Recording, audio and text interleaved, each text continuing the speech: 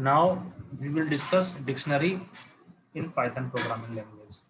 ठीक है, it is very useful and tricky to understand. ये बहुत ज़्यादा यूजफुल होती है।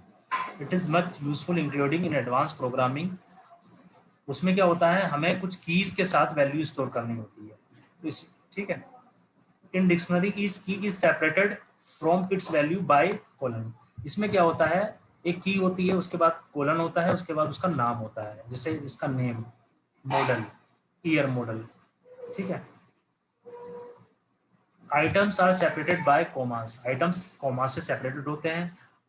And the both key and item enclose in curly braces. ये वाले ब्रैकेट में जो है दोनों होते हैं। देखिएगा अभी यहाँ पर लिखा होगा, ये नीचे ये लिखा है, देखिए ये एग्जाम्पल है। ठीक है, ओके।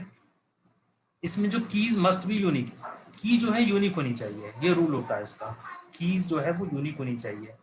ठीक है, जैसे एनरोलमेंट नंबर होता है यूनिक, एक एनरोलमेंट नंबर एक कैंडिडेट के लिए होता है, वो यूनिक होता है। इस तरीके से with in a dictionary while values में नोट बी, वैल्यूज सेम हो सकती है।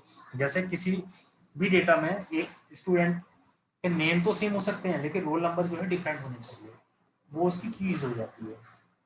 ठीक है, the values of a dictionary can be any type. और इसमें देखिए फ्लेक्सिबिलिटी इतनी होती है कि जो वैल्यूज है ना वो किसी भी टाइप की हो सकती है, चाहे वो फ्लोट हो, स्ट्रिंग हो, ट्यूपल्स, इंटीजर। ठीक है ना, ओके। हाँ, लेकिन but the keys must be an immutable data type. लेकिन जो कीज है वो इम्यूटेबल हो। इम्यूटेबल कहते हैं जिसमें चेंजेस ना की जाए। ठीक है ना, ओके।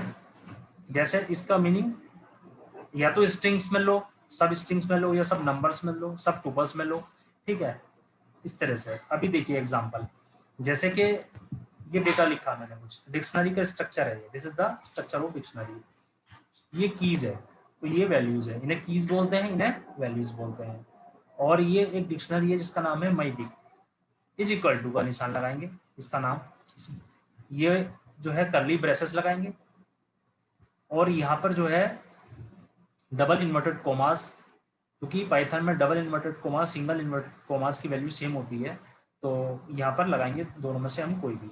लेकिन एक ही रूल रखते हैं ताकि कोई कंफ्यूजन ना हो, तो हम यहाँ पर डबल इन्वर्टेड कोमास लगाएंगे। और यहाँ पर ये स्ट्रिंग है, बाइक का नेम है, तो ये डबल इन्वर्टेड कोमास में आएगा। मॉडल, ये स्ट्रिंग है, डबल इन्वर्टेड। ईयर मॉडल, ये जो है इंटीजर है, इसमें आपको इस डबल इन्वर्टेड कोमास लगाने की जरूरत नहीं पड़ती है। ठीक है, अब देखिए एग्जाम्पल, इंट्रोडक्शन टू डिक्शनरी। ये पहला इसका एग्जाम्पल है, इससे हम समझते हैं कि डिक्शनरी कैसे क्या होती है। जैसे मेरे पास एक एम्प्टी डिक्शनरी है, डिक्शनरी एम्प्टी भी हो सकती है, जैसे लिस्ट और टुपल होते थे, वो ये एक एम्प्टी डिक्शनरी है। ठीक है, ऐसी भी पॉसिबल है। ठीक है, यह डिक्शनरी विद इंटीजर कीज हम लेते हैं। ठीक है, तो इसमें हमने क्या किया कि हमने ये वैल्यू 1 है, ये नाम है, ये सेकंड है, ये नाम है, और इसको मैंने प्रिंट किया। ये देखिए, जब मैं इसको प्रिंट करूंगा तो आउटपुट आएगा फर्स्ट, यानी ये जैसे दिख रहा है ना आपको, ऐसा ऐसा ही प्रिंट हो जाएगा, बिल्कुल सेम। फर्स्ट नेम और फिर सेकंड नेम, ऐसे ही सेम प्रिंट हो जाएगा। और आप इसमें डिक्शनरी विद मिक्स्ड की कर सकते हैं। मिक्स्ड यानी ये नेम और ये सीरियल नंबर ले लिया आपने या कुछ और, तो इस तरीके से ये नेम आएगा, ये फ्लेक्सिबल होता है, यहाँ भी नेम आ जाएगा। और यहाँ पर रोल नंबर ये कुछ भी मान लिया, या कोई और भी वैल्यू हो सकती है यहाँ पर। ऐसा जैसे ये तो एक एग्जाम्पल है, यहाँ पर मैं ऐसा भी लिख सकता हूँ, फॉर एग्जाम्पल यहाँ मैं ये कहूँ आपसे समझने के लिए कि अदर डिटेल, ये, लेकिन अदर डिटेल स्ट्रिंग होगी, तो इस तरीके से मैं इसको कह सकता हूँ अदर डिटेल्स। इससे आपको बेटर समझ में आएगा थोड़ा। तो यहाँ अदर डिटेल्स में लिख देता हूँ मैं, यहाँ पर सपोज करो फादर नेम लिख रहा हूँ, फादर नेम, ये मेरे कहने का मतलब है। ठीक है, यहाँ पर फादर नेम लिख दिया मैंने, यहाँ पर एड्रेस लिख दिया, तो वो एक साथ ही स्टोर हो जाएगा एक की में। ठीक है, अदर डिटेल में, जिसका नाम होगा अदर डिटेल, उसमें ये स्टोर हो जाएगा। तो अब आप इसका बेनिफिट आपको समझ में आ रहा होगा, यानी नेम में ये आ गया, अदर डिटेल में जो बाकी की डिटेल है वो अदर में चली जाएगी एक साथ ही। और जैसे यहाँ पर फ़ोन नंबर लिख दिया मैंने, जैसे फ़ोन नंबर के लिए मुझे इंटीजर में लिखना पड़ेगा, तो इंटीजर इसमें फोन नंबर इंटीजर होता है, ठीक है। तो ये इस तरीके से हम इसको लिस्ट की फॉर्म में लिख सकते हैं, क्योंकि लिस्ट के आपको पता है जो लिस्ट है उसमें आप किसी भी टाइप का डेटा दे सकते हैं, स्ट्रिंग का, फ्लोट का, मिक्स डेटा दे सकते हैं। तो इसमें हमने लिस्ट लिया ना ये, तो इस लिस्ट में आप किसी भी टाइप का डेटा इंसर्ट कर सकते हैं। तो ठीक है, तो हम जब एग्जांपल करेंगे तब इसको एडिट कर लें। मैं इसको जो था वही लिख देता हूँ, ठीक है, ये ठीक है। तो आप समझ गए ना, यानी नेम में आ गया और फर्स्ट में आ गया ये, या फिर जैसे मैंने अभी आपको एग्जांपल बताया अदर डिटेल में लिख सकते हैं या वैल्यूज कुछ, ठीक है। और उसको हम यहाँ प्रिंट करेंगे, और प्रिंट करेंगे तो ये इस तरीके से आउटपुट शो होगा, नेम, और उसके बाद जिस तरह से वहां पर दिखता है डिक्शनरी में वैसे ही ये शो हो जाता है, ठीक है। ये कीज होती है, तो इसका नाम है मिक्स कीज, इसमें कीज जो है मिक्स है, ओके। और इसमें सेकंड मेथड होता है, यानी ये मेथड है, यहाँ पर लिख देते हैं यूजिंग डिक्ट मेथड। हम किसी भी डिक्शनरी में डिक्ट मेथड का यूज करके एक डिक्शनरी जनरेट कर सकते हैं। जैसे माई डिक्ट में यहाँ पर मैंने डिक्ट लिख दिया कीवर्ड, डिक्ट में क्या, वन में यानी की ये कीज हो गई, की में ये आएगा और सेकंड की में ये आएगा, ये वैल्यूज आएगी, और प्रिंट करेंगे इसको। अभी हम इसके जो है प्रोग्राम भी रन करेंगे, अभी तो मैं थोड़ा थ्योरेटिकल पार्ट आपको बता रहा था, ठीक है। और डिक्ट का एक सेकंड वेज होता है, मेथड डिक्ट मेथड 1, और यहाँ पर है यूजिंग डिक्ट मेथड 2,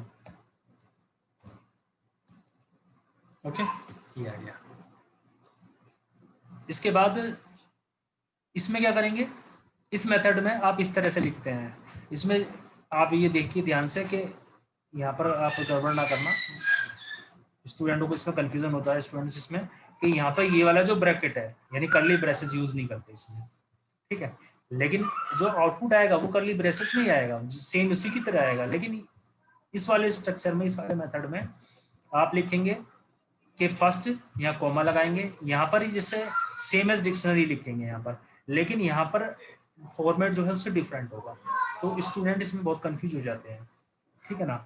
अगर कोई क्वेश्चन आ जाए कि क्या ये डिक्शनरी की फॉर्म है, तो स्टूडेंट इस ब्रैकेट को देखते हैं कि नहीं ऐसा तो कुछ नहीं है, तो ये डिक्शनरी नहीं है। पर इसका रिजल्ट सेम नहीं आएगा, मतलब सेम आएगा इसका रिजल्ट? हाँ बिल्कुल सेम है, दोनों मेथड है ना, ये मेथड 2 है, मेथड 1 है, ठीक है, तो सेम आएगा, लिखा दो मेथड 2। तो लेकिन इसमें जो फॉर्मेट है, इस फॉर्मेट में क्या करते हैं हम, इस तरीके से इसको लिखते हैं, क्योंकि सेम इसलिए मैं कह रहा हूँ क्योंकि प्रिस्क्राइब फॉर्मेट होता है ना ये, तो कि पहले कीज आएगी फिर वैल्यूज आएगी, वही आएगा। अगर उस वो फॉर्मेट नहीं होगा तो वो डिक्शनरी नहीं कहलाएगी ना, डिक्शनरी की डेफिनेशन ही होती है, इसलिए मैंने कहा ना सेम आएगा, क्योंकि कीज आएगी और वैल्यूज आएगी, ठीक है, ओके।